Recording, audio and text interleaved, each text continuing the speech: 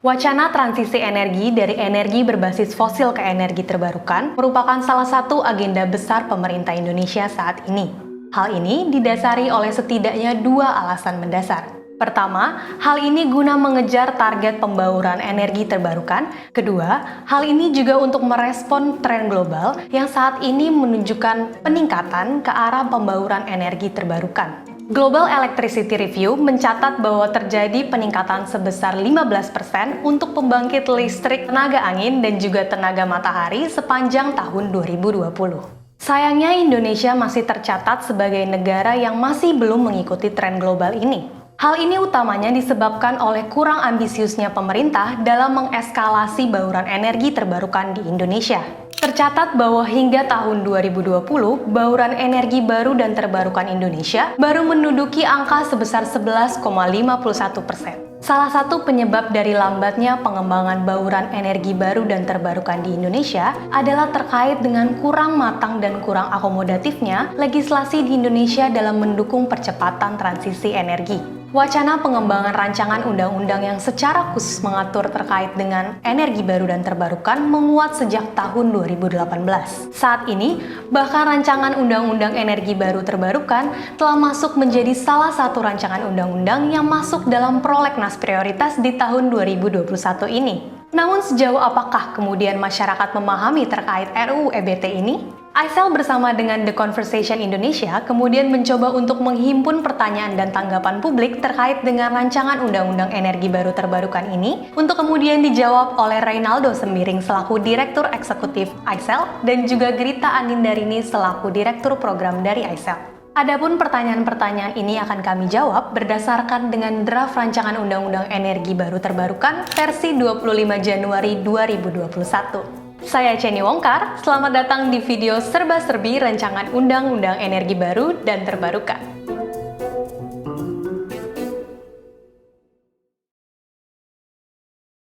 Apakah rancangan undang-undang ini adalah pelengkap atau sudah ada undang-undang sebelumnya yang mengatur tentang energi baru terbarukan? Pada prinsipnya pengaturan mengenai energi dapat mengacu kepada Undang-Undang Energi Nomor 30 Tahun 2007 dan Undang-Undang tentang Ketenaga Listrikan Nomor 30 Tahun 2009. Mengenai energi terbarukan sendiri, melalui Undang-Undang Nomor 30 Tahun 2007 diminta untuk diatur dalam tingkat peraturan pemerintah. Hal ini kemudian dikukuhkan dalam rencana strategis Kementerian ESDM tahun 2015 sampai dengan tahun 2019, di mana diminta juga untuk dibentuk dalam PP. Hanya saja wacana mengenai pengaturan setingkat PP ini kemudian naik menjadi level undang-undang yang sekarang kita kenal sebagai RUU EBT.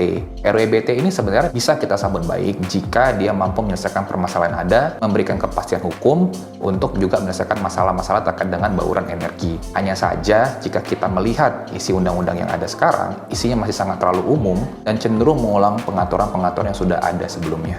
Bolehkah dijelaskan isi rancangan undang-undang energi baru terbarukan ini tentang apa saja ya?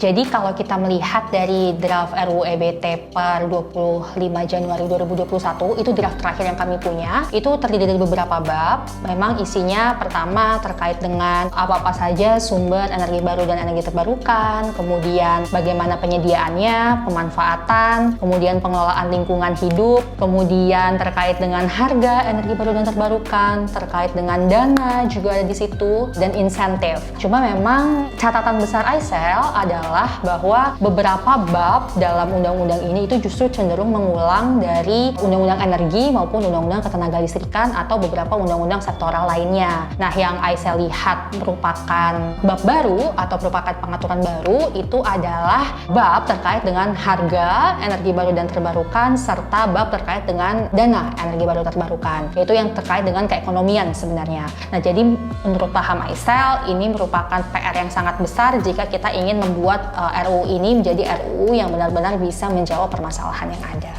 Apakah menurut ICEL, rancangan undang-undang energi baru terbarukan ini sudah menjadi jawaban atau solusi agar pemanfaatan EBT dapat lebih dimaksimalkan untuk mengurangi polusi karbon dan kenaikan suhu bumi?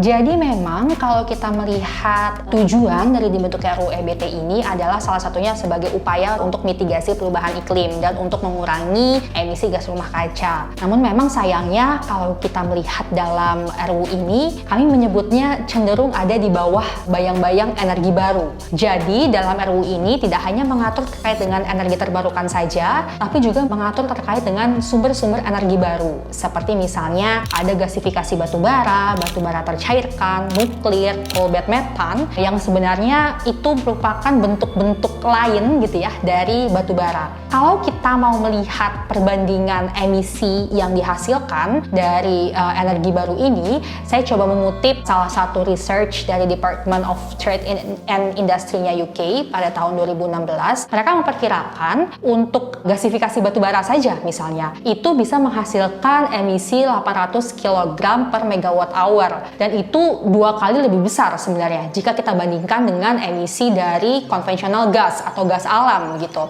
Dan itu justru jauh sekali lebih besar ketika kita membandingkan dengan emisi yang dihasilkan oleh energi terbarukan. Nah, jadi kalau seandainya ada beberapa yang menyatakan bahwa ini adalah bentuk baru dari batu bara atau clean coal seperti itu, tapi memang kami melihatnya ini emisi energi-energi baru ini jauh lebih minim jika dibandingkan memang dengan konvensional coal atau batu bara konvensional yang secara emisi memang sangat amat besar. Jadi menurut paham kami, RUU ini jika masih mengedepankan energi-energi baru seperti batu bara yang telah saya sebutkan, itu justru tidak sejalan dengan semangat untuk transisi energi menuju energi terbarukan, energi bersih, dan untuk mengurangi emisi gas rumah kaca kita. Nuklir ini sebenarnya urgent atau enggak ya?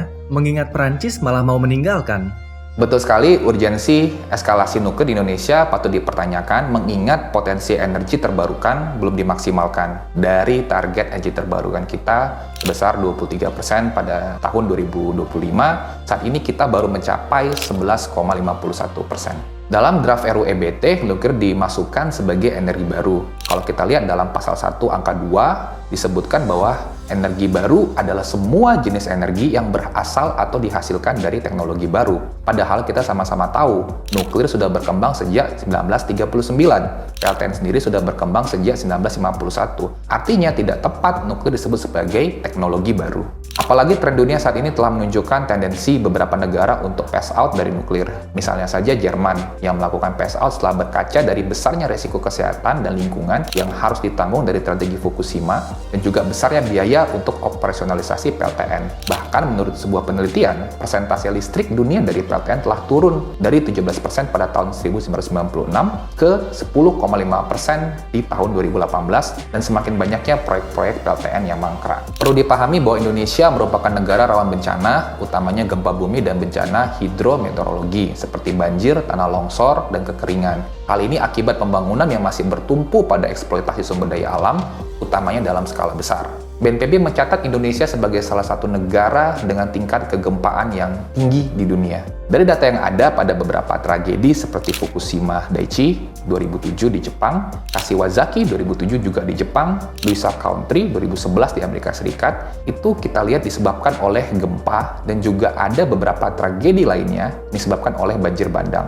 Berkaca dari situasi tersebut, kita melihat bahwa ada hal yang sangat berbahaya ditambah dengan tidak kuatnya instrumen perlindungan lingkungan kita pada regulasi kita saat ini. Makanya, rencana pengembangan teknologi nuklir skala besar tidak layak untuk Indonesia saat ini.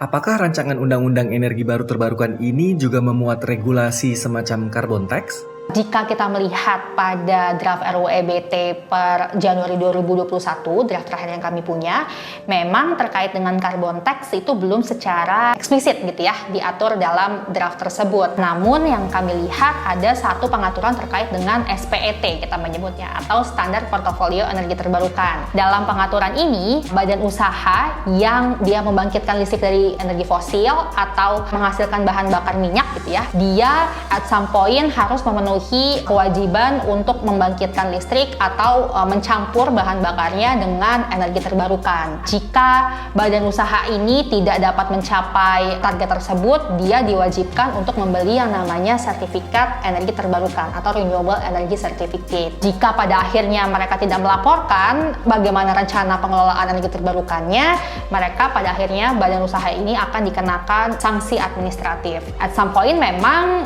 pengaturan ini merupakan pengaturan yang sangat baik untuk pada akhirnya bisa menstimulus pengembangan energi terbarukan, karena pun terkait dengan Renewable Energy Certificate juga sudah banyak dipakai di berbagai negara, dan pada akhirnya nanti bagaimana implementasinya, hal inilah yang perlu untuk kita kawal bersama. Apakah nantinya RUU EBT juga mengatur tentang skema pendanaan EBT? Contohnya seperti pembentukan suatu badan tersendiri untuk menghimpun dana untuk EBT atau terdapat skema pendanaan khusus lainnya? Terima kasih banyak pertanyaannya. Jadi, jika kita melihat pada draft terakhir, yaitu Januari 2021, memang ada satu bab sendiri terkait dengan dana energi baru dan terbarukan. Dana energi baru dan terbarukan ini akan bersumber dari APBN, APBD, kemudian pungutan ekspor, energi fosil, kemudian dari dana sertifikat energi terbarukan, hingga sumber-sumber lainnya yang sah dan tidak bertentangan dengan peraturan perundang-undangan. Nantinya, dana ini akan dipergunakan bisa untuk penelitian dan pengembangan energi baru dan terbarukan, kemudian untuk pemberian insentif, kemudian kompensasi bagi badan usaha, kira-kira seperti itu. Memang salah satu catatan besar kami terkait dengan hal ini adalah karena nomenklaturnya adalah dana energi baru dan terbarukan. Bisa saja dana-dana ini justru akan nanti dialokasikan untuk pengembangan energi baru yang tadi sudah kami jelaskan, yang itu justru tidak sesuai dengan semangat transisi energi kita, karena secara emisi itu jauh lebih besar daripada gas alam atau jauh lebih besar daripada energi terbarukan, yang mana sebenarnya kami mendorong seharusnya dana-dana ini alokasikan sepenuhnya untuk pengembangan energi terbarukan saja, yang mana kalau kita melihat juga di negara lain, misalnya seperti di India misalnya, atau di beberapa tren negara lain, itu justru pengembangan atau dana-dana ini fokus untuk pengembangan energi terbarukan saja, bukan untuk pengembangan energi-energi fosil, yang mana dalam Indonesia itu justru dikategorikan sebagai energi baru. Dan inilah yang perlu untuk kita kritisi bersama, bagaimana pada akhirnya nanti dana ini harus dipergunakan untuk pengembangan energi terbarukan yang merupakan energi masa depan kita. Rancangan Undang-Undang Energi Baru dan Terbarukan akan dapat menjadi rancangan undang-undang yang strategis apabila dapat memuat poin-poin penting transisi energi di Indonesia, serta dapat secara langsung dioperasionalisasikan untuk mengakselerasi perwujudan target penerapan bauran energi ketika disahkan. Untuk itu diperlukan pembaharuan dari segi substansi untuk dapat menjadikan rancangan Undang-Undang Energi Baru dan Terbarukan ini tidak tumpang tindih dan mengulang pengaturan mengenai energi yang telah ada saat ini. Berdasarkan paparan sebelumnya, kami berkesimpulan bahwa penempatan energi baru perlu dikaji ulang dalam rancangan Undang-Undang Energi Baru dan Terbarukan ini. Hal ini mengingat energi baru yang diusung, yakni nuklir dan turunan batu bara, menimbulkan dampak yang signifikan baik terhadap lingkungan maupun sosial dan kesehatan masyarakat. Selain itu, jika tujuan rancangan undang-undang ini adalah untuk mendukung transisi energi, maka penempatan energi turunan batu bara sebagai salah satu bentuk energi yang mendapatkan kemudahan yang sama dengan energi terbarukan merupakan suatu bentuk paradoks dari tujuan dan target transisi energi, yakni untuk bertransisi ke energi bersih. Sehingga kami berpandangan bahwa komponen energi baru dalam rancangan Undang-Undang Energi Baru Terbarukan ini perlu untuk dikeluarkan, serta terhadap energi terbarukan diperlukan eskalasi pemberian insentif maupun kemudahan yang mampu bersaing dengan sumber energi lainnya, terutama dengan energi fosil. Hal ini guna mengejar percepatan target bauran energi terbarukan di Indonesia yang telah ditetapkan dalam KEN maupun RUEN. Tidak hanya itu, pembenahan tata kelola pengembangan energi terbarukan juga sangat penting untuk dilakukan. Salah satunya mengenai bagaimana instrumen lingkungan hidup perlu untuk dikedepankan agar pengembangan energi terbarukan tidak akan menyebabkan krisis lingkungan hidup maupun konflik dengan masyarakat secara lebih lanjut ke depannya.